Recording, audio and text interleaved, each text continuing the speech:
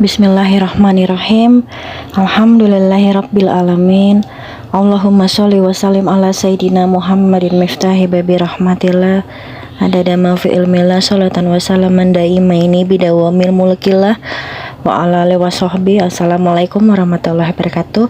Sahabat-sahabatku, kaum muslimin dan muslimat dimanapun kalian berada, semoga teman-teman semua diberikan kesehatan oleh Allah Subhanahu wa Ta'ala, diberikan banyak kemudahan segala hajat-hajat teman-teman, dan diberikan rezeki yang lancar dan berkah. Amin Allahumma amin. Nah teman-teman, di video saya kali ini saya ingin membagikan salah satu testimoni yang mana datangnya dari Mbak Siska. Mungkin teman-teman banyak sekali yang pernah dengar ATM terisi sendiri ya, dan saya pun terus terang memang setiap kali mau ke ATM nih, setiap kali mau ke ATM saya pribadi ya, saya itu selalu membaca sholawat teman-teman, selalu membaca sholawat dan selalu membaca zikir Asmaul Husna ya, seperti ya Hanan, ya Manan, ya Fatah, ya Razak, ya Goni, ya Mukni itu ya. Karena beberapa tahun yang lalu saya tuh mengamalkan dari channelnya Habib Novel ya, yang membaca ya Hanan, ya Manan, ya Fatah, ya Razak, ya Goni, ya Mukni itu supaya memang melancarkan rezeki ya. Memang alhamdulillah terbukti gitu. Di ATM saya itu nggak pernah yang namanya saldonya kosong teman-teman gitu, jadi ada aja isinya gitu loh saldonya. Nah makanya ini teman kita ada yang mengamalkan sholawat Jibril. Alhamdulillah memang Allah berikan beliau kemudahan di waktu yang tepat, di saat-saatnya memang beliau mendapatkan pengurangan dari kerjaannya, tempat kerjaannya, sedangkan beliau harus menghidupi beberapa anaknya. Tetapi saya bilang sama beliau, ya harus sabar, harus yakin sama Allah. Mungkin saat ini waktu di bulan Januari ya beliau dapat pengurangan karyawan, mungkin saat ini memang yang terbaik buat kamu gitu loh. Kalau kamu dipecat misalkan dari perusahaan, jangan sedih karena ada Allah gitu loh. Kalau kita misalkan ada sesuatu masalah-masalah yang besar teman-teman, kalau kita yakin sama Allah, kita memang ngerasa ada penjagaan Allah gitu loh, kita ngerasa memang Allah itu ada kapanpun, di saat kita memang benar-benar lagi terpuruk, Allah itu selalu ada. Makanya kita itu teman-teman, di saat kita mempunyai rezeki, kita harus bersyukur sama Allah, kita ingat sama Allah. Di saat kita lagi sedih pun kita pastikan kita cari Allah ya gitu. Udah pasti terkadang seperti itu gitu loh, di saat kita sedih. Karena di saat kita jatuh, tersungkur, terpuruk, saya pernah ngerasain di 2019 itu, orang lain bahkan mungkin saudara ya, bahkan mungkin keluarga itu nggak ada yang ini ya gitu loh. Mungkin salah satu halnya yang memang Allah titipkan orang yang baik-baik, biasanya seperti itu gitu loh. Selebihnya ya memang harus banyak bersandar sama Allah teman-teman. Jadi Allah akan mendatangkan orang-orang yang baik untuk kita di tahun 2019 itu ya. Makanya saya sekarang kalau misalnya dapat hal-hal yang nggak enak ya udah lepasin aja dulu gitu loh ya. Kita fokus sama kegiatan kita sambil kita ikhtiar, sambil kita meminta sama Allah, kita curhat sama Allah teman-teman.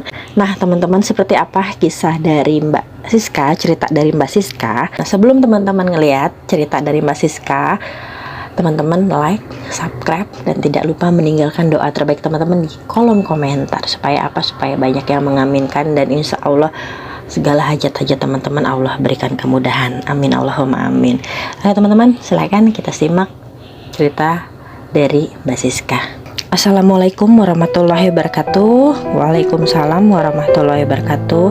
Mbak, alhamdulillah tadi malam saya ada ke ATM untuk ambil transferan dari teman yang mau beli 2 Milagros seharga 150.000. Alhamdulillah ATM saya tiba-tiba terisi Mbak, terisi dana 3.500.000 rupiah. Alhamdulillah Mbak. Nah, teman-teman bisa lihat ya, transferan yang terisi 3.500.000.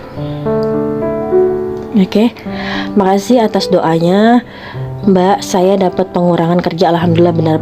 Benar kata Mbak, kalau aja kita mau bersabar dan yakin sama pertolongan Allah akan datang pas waktunya ya Mbak. Saya nganggur udah mau setengah tahun Mbak, karena pengurangan COVID. Selama ini saya hanya bantu-bantu tetangga bersih-bersih ya, jadi beliau ini bantuin tetangganya ya, seperti nyetrika gitu teman-teman, nyuci, bantu tetangganya begitu. Alhamdulillah berkat saran Mbak, saya istiqomah sholawat dijaga, sholat wajib dan sunnah, dan alhamdulillah Mbak, Allah kasih kejutan di waktu yang tepat pas saya lagi butuh-butuhnya. Jadi beliau ini memang sering mengamalkan sholat sunnah juga teman-teman ya, seperti sholat duha, seperti sholat hajat ya, beliau memang rutin mengamalkannya. Alhamdulillah Mbak, saya akan rutin terus amalkan sholawat yang Mbak saranin. Alhamdulillahirrahmanirrahim ya. Saya amalin sholawat Jibril 15.000 kali Mbak, karena saya nganggur. Alhamdulillah Allah berikan saya intensitas kedekatan supaya saya bisa insya Allah tawakal kepadanya. Amin Allahumma amin. Sekali lagi makasih ya Mbak, sarannya, ilmunya yang diberikan, doa-doanya semoga Mbak dan keluarga selalu bahagia dunia akhirat. Amin Allahumma amin. Terima kasih banyak Mbak Siska, doanya doa terbaik juga untuk Mbak Siska. Amin Allahumma amin. Nah teman-teman, dari ceritanya Mbak Siska, dari kisahnya Mbak Siska, beliau ini mengamalkan sholawat Jibril. Ya teman-teman, yang belum sholawat Jibril silakan sholawat Jibril ya. Yang belum, yang baru mulai, ayo digaskan, ayo istiqomah bacanya. Jangan hari ini baca, besok nggak baca gitu. Yang penting teman-teman mau bacanya banyak atau sedikit. Ya kalau banyak itu jauh lebih bagus gitu loh, tergantung kebutuhan teman-teman. Teman-teman misalkan mau hajat-hajat yang besar ya teman-teman bacanya yang banyak, yang rutin. Seperti kita makan misalnya sehari 3 kali ya teman-teman, harus bikin jadwal seperti itu teman-teman. Misal contoh teman-teman mau baca sholawat Jibril nih 1000 kali. Sholawat Jibril itu kan singkat ya teman-teman dibandingin sholawat munjiat nariyah ya, yang agak lumayan panjang. Teman-teman misal baca seperti ini, Bismillahirrahmanirrahim, Sallallahu ala Muhammad, atau dibaca Sallallahu ala Muhammad ya. Dibaca 1000 kali itu kalau kita sudah terbiasa teman-teman ya, 15 menit aja itu udah selesai kalau kita sudah terbiasa ya. Teman-teman masih mungkin sambil aktivitas di rumah misalkan, atau aktivitas di kerjaan ya mungkin 30 menit gitu ya, itu pakai tasbih digital. Yang penting teman-teman bilangannya yaitu harus sehari, misalkan hari ini teman-teman ngamalin 100, teman-teman mau ngamalin 100, coba teman-teman diamalin 100 sampai 40 hari, apa yang akan terjadi? Atau teman-teman mau ngamalin, Mbak terlalu sedikit 100, saya mau punya hajat yang besar 1000, silakan. Saya mau punya hajat yang besar 5000, silakan gitu. Teman-teman coba sampai 40 hari, insya Allah nggak nyampe 40 hari ada banyak keajaiban yang datang teman-teman. Yakin deh sama Allah, karena saya pun sudah membuktikan ya gitu. Dari 2019 saya mengamalkan sholawat, insya Allah hal-hal yang gak mungkin itu Allah datangkan menjadi mungkin teman-teman. Dan teman-teman pernah gak dengar cerita dari kisah Siti Hajar dan Nabi Ismail yang saat itu beliau ditinggalkan oleh Nabi Ibrahim di Hijaz, di lembah Tandus yang saat ini menjadi kota Mekah teman-teman. Beliau ditinggalkan di lembah yang tandus, yang nggak ada siapa-siapa, yang nggak ada temennya teman-teman ya.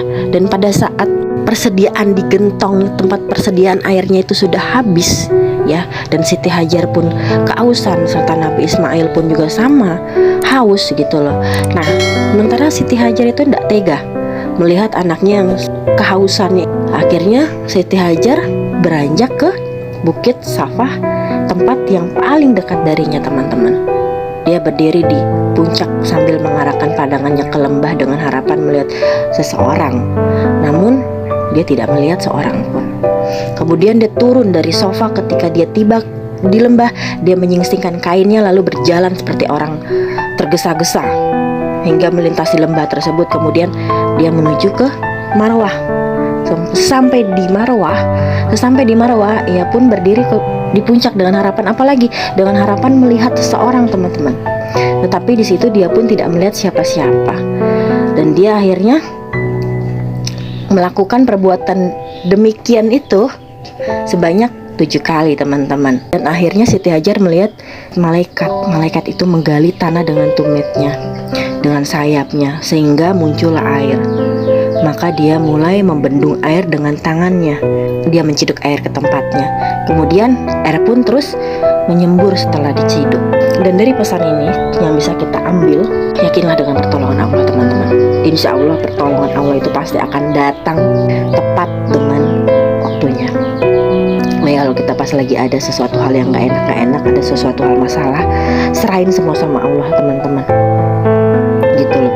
Jadi kalau kita udah serahin semua sama Allah, ikhtiar gak mbak? Ikhtiar boleh ya. Kalau waktu itu saya di 2019 karena memang saya yakin sama Allah ya, insya Allah pertolongan Allah datang. Jadi saya dan suami itu memang alhamdulillah suami saya mu'alaf dan satu frekuensi sama saya.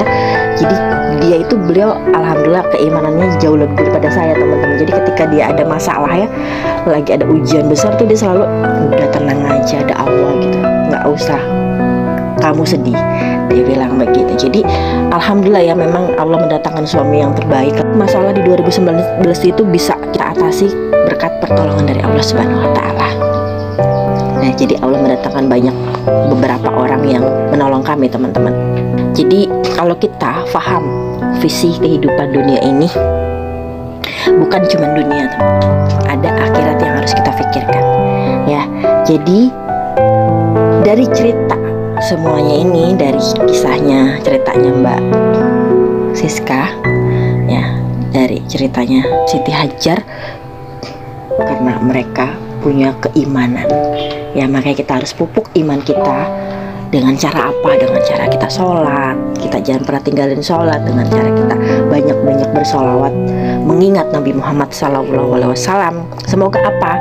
Semoga kita mendapatkan banyak pertolongan dari beliau teman-teman ya, melalui sholawat tersebut. Jadi teman-teman harus yakin di sini Allah pasti akan menolong teman-teman. Nggak ada kesulitan kalau tidak beriringan dengan kemudahan ya. Dimana ada kesulitan pasti akan beriringan dengan kemudahan teman-teman ya. Jadi teman-teman harus banyak-banyak mendekatkan diri kepada Allah Subhanahu wa Ta'ala. Jangan pernah tinggalin sholat, jangan pernah tinggalin sholat, itu kunci kehidupan teman-teman ya. Jadi kalau mau kemana-mana, kalau ada ATM, teman-teman punya ATM, teman-teman sholawatin, teman-teman doain gitu. Kalau teman-teman pas mau masukin ATM, teman-teman sholawatin, terus teman-teman tiup sekali. Kalau saya seperti itu ya, insya Allah deh rezeki akan datang ke teman-teman berapapun itu. Terima kasih banyak teman-teman. Semoga tayangan saya kali ini menginspirasi teman-teman, keimanan teman-teman supaya lebih ditingkatkan lagi ya takwanya, supaya teman-teman lebih ditingkatkan lagi sholat wajibnya, sholat sunnahnya. Sholat wajibnya jangan ditinggalin, sholat sunnahnya juga ditambah ya teman-teman. Semoga menginspirasi teman-teman supaya lebih semangat lagi menjalani kehidupan ini. Terima kasih banyak. Wassalamualaikum warahmatullahi wabarakatuh.